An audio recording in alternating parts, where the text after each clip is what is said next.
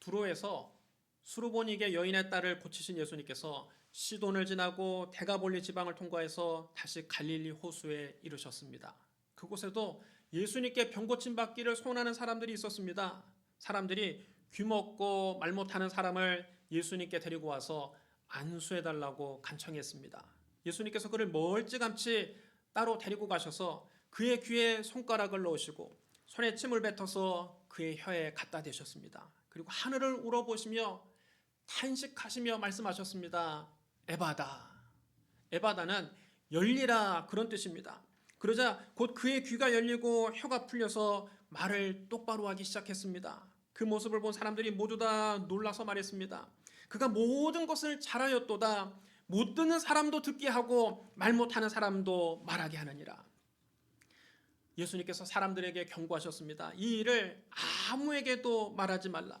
그러나 그러면 그럴수록 그들은 더 널리 가서 이 소식을 전파했습니다. 그래서 예수님이 가시는 곳에는 언제나 사람들이 인산인해로 몰려들었습니다.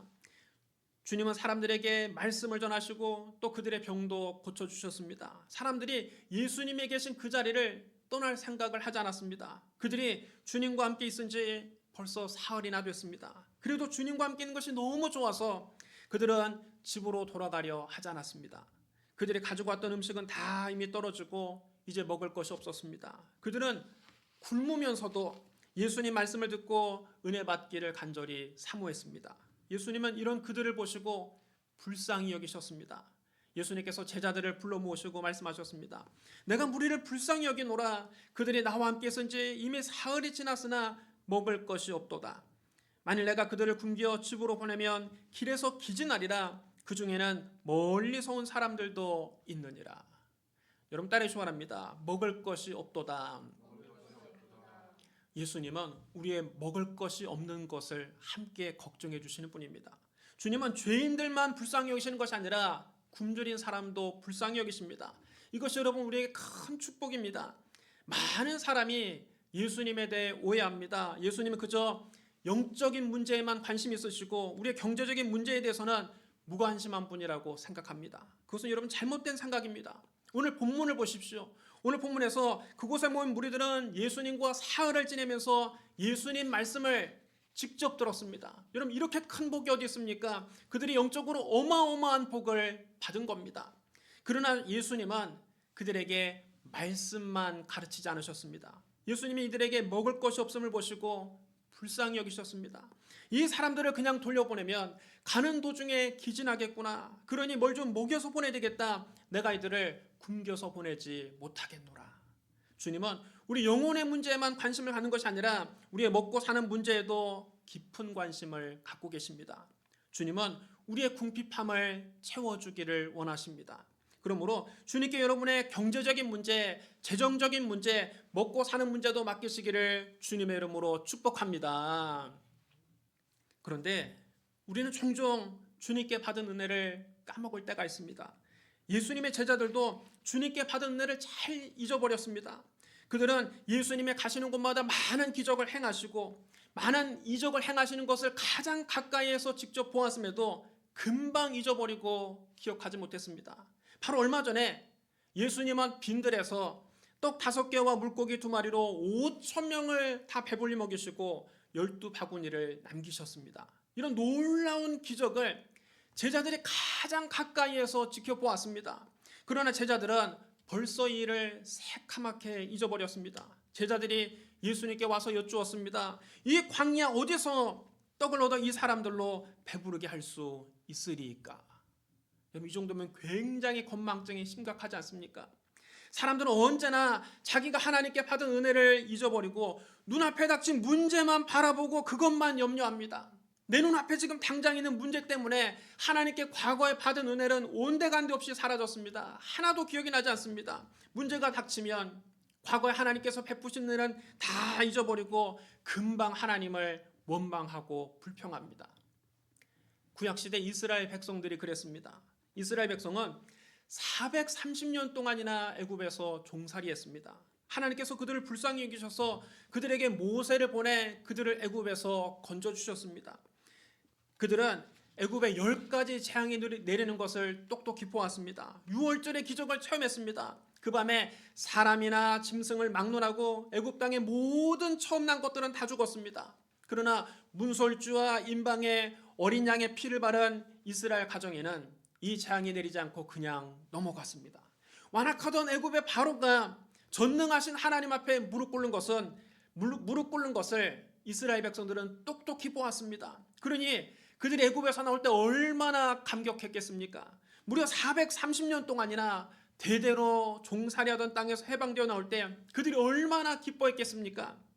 그러나 그렇게 기뻐하고 감격하던 이스라엘 백성은 불과 며칠 뒤 홍해 앞에 섰을 때 해방의 기쁨은 온데간데 없이 사라지고 금방 돌아서서 염려하고 근심하고 원망하고 불평했습니다. 앞에는 창이란 홍해가 그들을 가로막고 있고 뒤에서는 애국 군대가 그들을 추격해오자 그들은 6월절의 기적을 새카맣게 잊어버리고 모세를 원망하기 시작했습니다. 애굽에 매장지가 없어서 당신 우리를 이끌어내어 이 광야에서 죽게 하느냐? 어찌하여 당신 우리를 애굽에서 이끌어내어 우리에게 이같이 하느냐? 우리가 애굽에서 당신에게 이른 말이 이것이 아니냐? 이르기를 우리를 내버려 두라. 우리가 애굽 사람을 섬길 것이라 하지 아니하더냐? 애굽 사람을 섬기는 것이 광야에서 죽는 것보다 낫겠노라. 모세가 그들을 보다가 하나님 앞에 엎드려 기도하자 하나님께서 밤새도록 강한 동풍을 불게 하셔서 바닷물을 물러가게 하시니 물이 갈라져 바다 사이에 길이 났습니다. 이스라엘 자손은 마른 땅을 밟고 홍해를 건넜습니다. 애굽의 병거와 마병들도 이스라엘 뒤를 쫓아 바닷 가운데 들어섰는데 이스라엘 백성이 홍해를 다 건넌 뒤에 하나님이 바닷물을 다시 합치심에 애국 군대는 한 사람도 살아남지 못하고 다 물속에 수장되고 말았습니다. 이를 본 이스라엘 백성들은 큰 승리를 경험해서 너무 기뻐서 소고를 잡고 춤을 추면서 기뻐했습니다. 홍해를 건넌 이스라엘 백성이 수르 광야에 들어갔습니다. 그들이 광야에서 사흘 길을 걸었으나 마실 물을 발견하지 못했습니다. 그들이 3일 만에 마라라는 곳에 도착해서 물을 발견했습니다. 한 연못을 발견했습니다. 그들이 앞을 다투어서 다 연못에 뛰어가서 물을 벌컥벌컥 마셨는데 물을 마신 사람마다 다 그 물을 토해내고 말았습니다. 그 물은 썩은 물이요 너무 써서 마실 수가 없었습니다. 물을 마신 사람마다 다 토해내고 배앓이를 했습니다. 그러자 백성들은 우리가 무엇을 마실까 하면서 또 모세를 원망합니다. 홍해의 기적을 체험했습니다. 바다가 갈라져 길이 나는 기적을 체험했습니다. 이런 어마어마한 기적을 체험하고도 단 사흘 만에 그들은 하나님의 죄를 새카맣게 잊어버리고 또 원망하고 불평한 것입니다. 모세가 하나님 앞에 엎드려 기도하자 하나님께서 한 나무를 가리키셨습니다. 모세가 그 나뭇가지를 꺾어 물에 던지자 쓴물이 달아졌습니다. 백성들이 그 물을 마시고 해갈할 수 있었습니다. 신광야에 이르자 이번에는 먹을 것이 다 떨어졌다고 모세와 아론을 원망했습니다. 애굽에서 짊어지고 나온 음식이 다 떨어진 것입니다. 우리가 애굽 땅에서 고기가 막 곁에 앉아있던 때와 떡을 배불리 먹던 때에 여호와의 손에 죽었더라면 좋았을 것을 너희가 이 광야로 인도하여 우리를 인도하여 내어 이 회중이 줄여 죽게 하는도다. 그들은 6월절의 기적, 홍해의 기적, 마라의 기적을 다 잊어버리고 지금 당장 앞에 먹을 것이 없다고 또 염려하고 근심하면서 원망하고 불평한 것입니다. 과거에 하나님의 베풀으신 은혜는 기억하지 않고 눈앞에 있는 문제만 묵상하고 있는 것입니다. 이때에도 모세는 묵묵히 기도만 했습니다. 그때부터 하나님께서 백성들에게 하늘에서 만나를 내려주기 시작하셨는데 무려 40년 동안 광야에서 그들을 먹이셨습니다. 하나님이 절대로 자기 백성들을 굶기지 않으셨습니다. 그러나 이스라엘 백성들은 매일매일 일어나는 이 만나의 기적에도 감사할 줄 몰랐습니다. 그들이 르비딤에 이르렀을 때 또 마실 물이 없었습니다. 그러자 그들은 또 하나님을 원망하고 모세를 향해서 불평했습니다. 그들은 마라의 쓴물을 단물로 바꾸신 하나님을 벌써 새카맣게 잊은 것입니다. 하나님께서 모세에게 반석을 치라 말씀하시고 모세가 그대로 하자 반석에서 생수가 콸콸 쏟아져 나와서 모든 백성이 해갈할 수 있었습니다. 이제 이스라엘 백성은 가나안의 국경지대인 가데스 바네아까지 왔습니다. 하나님께서 약속하신 젖과 꿀이 흐르는 땅에 문턱까지 온 것입니다. 그런데 그 땅을 정탐하고 돌아온 12명의 정탐꾼 중에 10명이 그 땅을 악평했습니다. 우리가 두루 다니며 정탐한 땅은 그 거주민을 삼키는 땅이요 거기서 본 모든 백성은 신장이 장대한 자들이며 거기서 네피림의 후손인 아낙 자손의 거인들을 보았나니 우리는 스스로 보기에도 메뚜기 같으니 그들 보기에도 그와 같을 것이니라. 백성들이 이 부정적인 보고를 듣고 온 회중이 소리 높여 울면서 밤새도록 통곡하고 하나님을 원망했습니다. 그들은 모세와 아론을 향해서 원망했습니다. 우리가 애굽 땅에서 죽었거나 이 광야에서 죽었으면 좋았을 것을 어찌하여 여호와가 우리를 그 땅으로 인도하여 칼에 쓰러지게 하려 하는가? 우리 처자가 사로잡히리니 애굽으로 돌아가는 것이 낫지 아니하랴. 우리가 한 주의관을 세우고 애굽으로 돌아가자. 그들은 하나님이 베풀어 주신 유월절의 기적, 홍해의 기적을 새카맣게 잊은 것입니다. 그리고 눈앞에 있는 네피림의 후손 아낙 자손 거인들만 본 것입니다. 당시 세계 최강대국인 애굽의 바로를 굴복시킨 하나님께서 가나안의 왕들인들 굴복시키지 못하시겠습니까? 당시 세계 최강이라는 애굽의 병거 부대를 홍해에서 전멸시킨 하나님께서 네피림의 후손 아낙 자손의 거인들이라고 해서 물리치지 못하시겠습니까? 이처럼 이스라엘 백성은 애굽에서 나온 후에 40년 광야 생활하면서 조금만 어려움이 닥치면 하나님이 베풀으신 은혜를 다 잊어버리고 통곡하며 하나님과 모세를 원망했습니다. 그들은 그렇게 원망하다가 가나안 땅에 들어가지 못하고 광야에서 다 멸망당했습니다. 고린도전서 10장 1절로 10절에 이렇게 기록되어 있습니다. 형제들아 나는 너희가 알지 못하기를 원하지 아니하노니 우리 조상들이 다 구름 아래 있고 바다 가운데 지나며 모세에게 속하여 다 구름과 바다에서 세례를 받고 다 같은 신령한 음식을 먹으며 다 같은 신령한 음료를 마셨으니 이는 그들을 따르는 신령한 반석으로부터 마셨음에 그 반석은 곧 그리스도시라. 그러나 그들의 다수를 하나님이 기뻐하지 아니하셨으므로 그들이 광야에서 멸망을 받았느니라. 그들 가운데 어떤 사람들이 원망하다가 멸망시키는 자에게 멸망하였나니 너희는 그들과 같이 원망하지 말라. 여러분, 우리도 이것을 조심해야 됩니다. 문제가 우리 앞에 왔을 때 과거에 하나님께 받은 은혜는 다 잊어버리고 아이고 나 죽네, 하나님 안 계신가 보다, 하나님이 나를 버리셨나 보다 이렇게 한탄하고 원망하면 안 됩니다. 문제가 다가왔을 때 과거에 하나님께서 내게 준 은혜를 기억하고 더욱 하나님께 감사하고 찬미하면서 기도해야 됩니다. 과거에 나를 도와주신 하나님 지금도 나를 도와줄 것을 믿습니다. 그러고 나가야 됩니다. 우리는 언제나 하나님이 우리에게 베푸신 은혜를 기억하면서 기도해야 됩니다. 받은 복을 세워보면서 기도해야 됩니다. 과거에 우리를 도와주신 하나님은 지금도 안 죽었습니다. 하나님은 지금도 살아서 역사하십니다. 우리는 하나님이 나에게 베푸신 은혜를 잊지 말아야 합니다. 다윗은 시편 103편에서 이렇게 노래했습니다. 내 영혼아 여호와를 송축하라. 내 속에 있는 것들아 다 그의 거룩한 이름을 송축하라. 내 영혼아 여호와를 송축하며 그의 모든 은택을 잊지 말지어다. 여러분 따라하셔야 합니다. 그의 모든 은택을 잊지 말지어다. 하나님께서 내게 베푸르신 모든 은혜를 잊지 말고 하나님을 송축하라는 것입니다.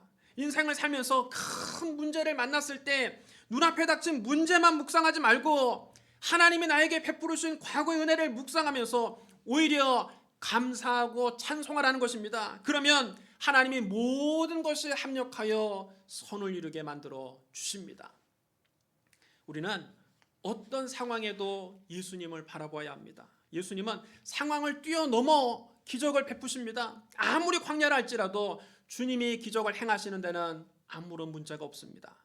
주님이 계시면 어떤 문제도 다 해결되고 마는 것입니다. 진짜 문제는 우리가 예수님을 바라보지 않고 자꾸만 광야만 바라본다는 사실입니다. 우리가 처한 상황만 바라본다는 사실입니다. 지금 우리가 사는 이 세상은 험한 광야와 같습니다. 그래서 우리는 늘 광야의 어려움을 겪습니다. 때로는 우리 마음이 광야가 될 때가 있습니다. 때로는 우리 가정이 황량한 광야가 될 때가 있습니다. 때로는 우리의 사업장이 광야가 될 수 있습니다. 때로는 우리의 경제적인 상황이 광야가 될 때가 있습니다. 우리는 이 광야 같은 세상에서 크고 작은 어려움을 헤치며 살아가는 것입니다. 마치 이스라엘 백성들이 애굽에서 나와서 적과 꿀에는 가나안 땅에 들어가기까지 40년 동안 광야 생활을 한 것처럼 우리도 예수 믿고 난 다음 저 영원한 천국에 들어가기 전까지 우리는 광야 같은 세상을 살아내야 하는 것입니다.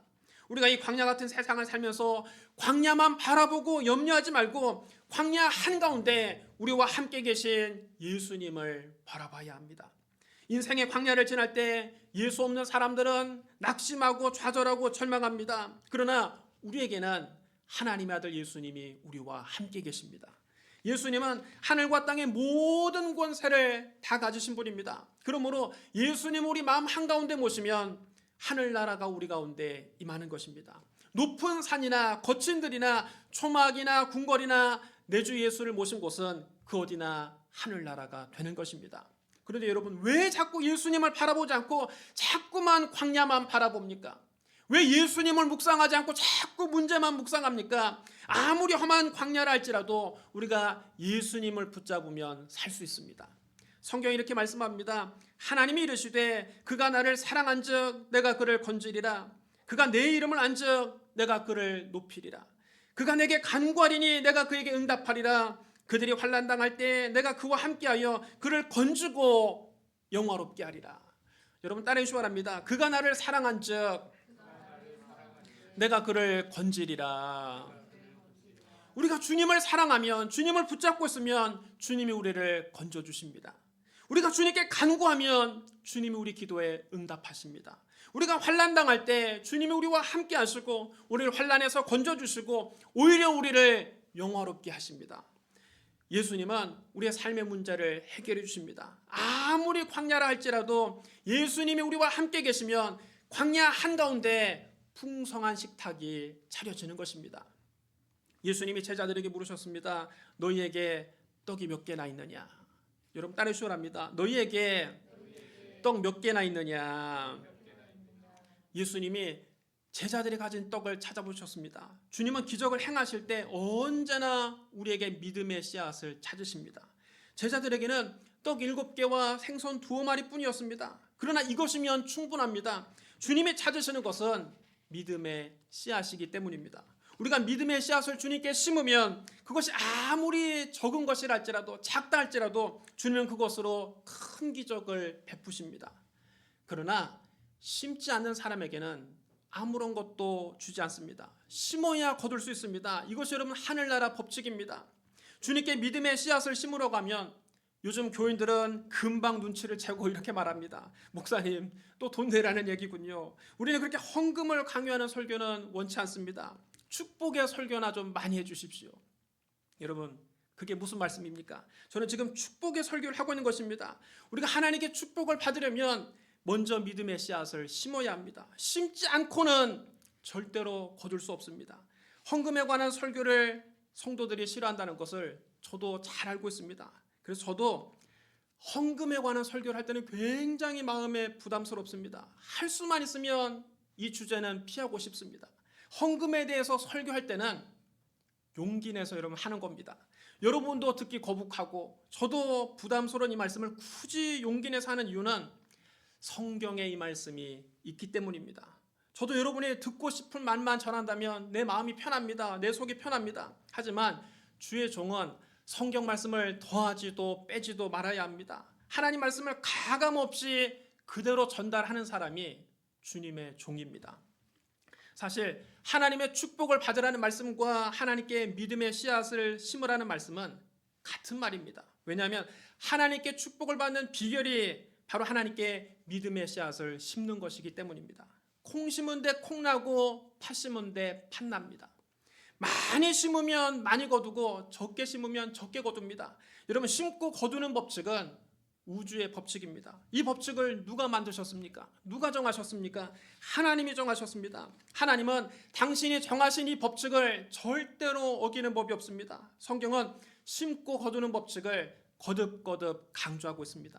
갈라디아서 6장 7절입니다. 스스로 속이지 말라. 하나님은 업신여김을 받지 아니하시나니 사람이 무엇으로 심든지 그대로 거두리라. 고린도후서 9장 6절로 7절에 이렇게 기록되어 있습니다. 이것이 곧 적게 심는 자는 적게 거두고 많이 심는 자는 많이 거둔다 하는 말이로다. 각각 그 마음에 정한 대로 할 것이요 인색함으로나 억지로 하지 말지니 하나님은 즐겨내는 자를 사랑하시느니라. 누가복음 6장 38절에서도 예수님도 말씀하셨습니다.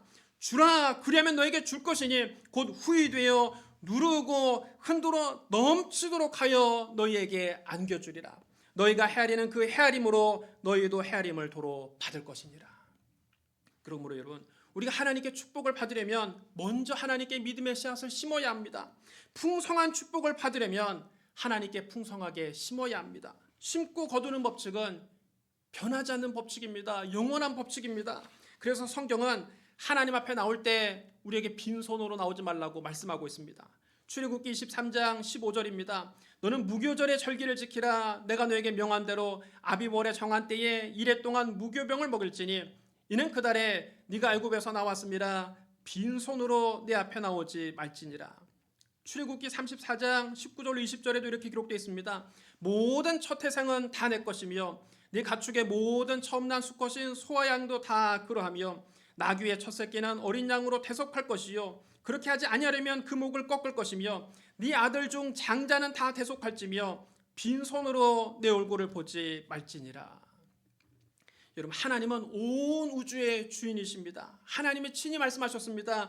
은도 내 것이요 금도 내 것이니라. 이 세상의 모든 은은 다 하나님의 것입니다. 모든 금도 다 하나님의 것입니다. 하나님이 뭐가 부족해서 우리 같은 인생들에게 빈손으로 나오지 말고 뭘 가져오라고 하시겠습니까? 하나님이 뭐가 아쉬워서 여러분에게 빈손으로 나오지 말라고 하신 것이 아닙니다. 하나님께서 여러분 손에 든 작은 예물을 기쁘게 받으시고 후이 되어 꽉꽉 누르고 흔들어서 넘치도록 해서 여러분에게 도로 안겨주시려고 그렇게 말씀하신 것입니다. 그럼 여러분, 하나님께 풍성하게 심고 풍성하게 거두시기를 주님의 이름으로 축복합니다. 우리가 주님께 믿음의 씨앗을 심으면 주님은 그것으로 풍성한 기적을 베푸십니다. 예수님께서 제자들에게 떡 7개와 생선 2마리를 들고 받아 드셨습니다. 믿음의 씨앗으로 받으셨습니다. 사실 그것으로 그 자리에 모인 4,000명을 먹이기에는 어림도 없는 양입니다. 그걸 여러분 누구 코에 붙이겠습니까? 그런 예수님은 그 작은 믿음의 씨앗을 받아들고 하늘을 우러러 축사하셨습니다. 그런 다음 제자들에게 떡과 생선을 사람들에게 나눠주라고 하셨습니다. 그런데 제자들이 가서 사람들에게 떡을 떼어주면 도로 자라나고 떡을 떼어주면 도로 자라났습니다. 생선도 떼어주면 도로 자라나고 떼어주면 도로 자라났습니다. 그래서 그 많은 사람이 다 배불리 먹고도 남은 조각을 거두어 보았더니 7 광주리에 가득 차게 됐습니다. 여러분 따라해 주랍니다. 배불리 먹고 7 광주리를 거두었으면 우리 예수님은 풍성하게 채우시는 하나님이십니다. 하나님 우리에게 언제나 풍성하게 주십니다. 어머니가 아들에게 밥을 퍼줄 때 아이고 우리 아들이 밥 많이 먹으면 쌀이 줄어드니까 아깝다. 여러분 조금 주신 엄마가 아니면 누가 있겠습니까? 엄마가 아들에게 밥을 퍼줄 때는 수북하게 퍼주는 것처럼 하나님도 당신의 자녀들에게 복을 주실 때 수북하게 퍼주십니다. 모자라게 줘서 부족하게 하지 않으십니다. 간신히 입에 풀칠만하게 하지 않습니다. 하나님의 축복은 차고 넘치는 것입니다. 우리가 하나님께 믿음의 씨앗을 심으면 하나님 우리에게 복을 주시되 우리만 잘 사는 것이 아니라 다른 사람에게 꾸어주고 나누어주고 베풀 정도로 넉넉하게 주십니다. 우리 하나님은 풍성하신 하나님이십니다. 여러분의 저 하늘의 별들만 봐도 알 수가 있습니다. 여러분 하나님이 하늘의 별들을 한쪽 구석에만 만들어 놓지 않으셨습니다. 온 하늘을 반짝반짝 빛나는 별들로 가득 채우셨습니다. 산천초목도 마찬가지입니다. 어느 곳에 가나 나무와 풀들이 가득하고 각종 새와 곤충과 동물들이 있습니다. 이처럼 하나님은 무엇이든지 풍성하게 채우십니다. 풍성하신 하나님 우리에게 말씀하십니다. 네 입을 크게 열라 내가 채우리라. 우리가 주님을 향해서 믿음의 씨앗을 심고 입을 크게 열면 채우는 것은 하나님이 채워주십니다. 예수님은 그 광야에서 남자만 4,000명, 어린아이와 여자와 어린아이들까지 합치면 10,000명이 넘는 사람들을 떡 7개와 생선 2마리로 배불리 먹이시고도 7 광주리를 남기셨습니다. 이처럼 예수님은 풍성하게 채우시는 분입니다. 예수님 말씀하셨습니다. 내가 온 것은 양으로 생명을 얻게 하고 더 풍성히 얻게 하려는 것이라. 예수님 우리를 간신히 영혼만 구원해서 턱걸이로 천국 가게 하시는 분이 아닙니다. 우리 영혼이 잘됨같이 범사가 잘되고 몸도 건강한 풍성한 삶을 살게 하시는 분입니다. 사랑하는 성도 여러분, 예수님 우리에게 영의 양식만 주시는 것이 아니라 우리의 경제적인 생활을 풍성하게 채우시는 하나님이십니다. 이 광야와 같은 세상을 사는 동안 예수님을 꼭 붙잡고 우리에게 주님이 주시는 풍성한 축복을 다 받아서 다른 사람에게 꾸어주고 나누어주고 베푸는 인생을 사시기를 주님의 이름으로 축복합니다. 우리 기도하겠습니다. 사랑과 은혜가 풍성하신 하나님 아버지, 우리에게 풍성하게 베푸시는 예수님을 보내주시니 감사합니다. 광야에서 떡 7개와 생선 2마리로 4,000명을 배불리 먹이시고 7 광주리를 남기신 예수님께 우리의 경제적인 문제도 맡깁니다. 주여 우리의 예물을 기쁘게 받으시고 우리의 삶에도 칠병이의 기적을 베풀어 주시옵소서. 우리의 삶을 풍성하게 채우시는 주님을 찬양합니다. 예수님 이름으로 감사하며 기도드리옵나이다. 아멘.